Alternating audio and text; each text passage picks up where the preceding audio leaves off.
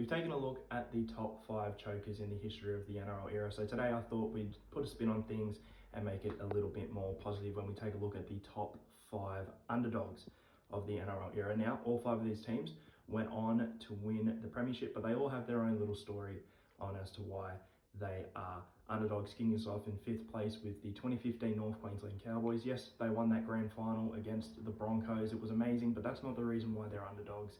It is because they started that season 0-3 and had to work their way back up the ladder to eventually be premiers. In 4th, in 2016, the Cronulla Sharks won their first ever premiership. Now, at the start of the season, no one was really expecting this before they went on an amazing run.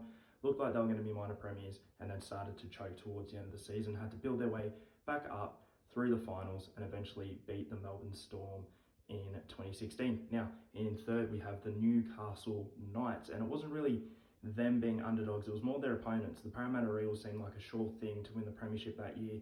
Whoever was going to go up against them in that grand final were going to be major underdogs, but Newcastle were able to overcome the odds and become premiers. In 2nd, we've got the Penrith Panthers. They were minor premiers in 2003 and went on to win the comp. So why are they on this list? Well, they weren't expected to even play finals after missing the finals the year before in 2002. And the week before the grand final, the Roosters and Bulldogs played off in the preliminary final to see who would face Penrith in the grand final. And that game was touted as the real grand final because it was just assumed whoever won that game would beat Penrith the next week. Obviously not the case. Penrith premiers in 2003.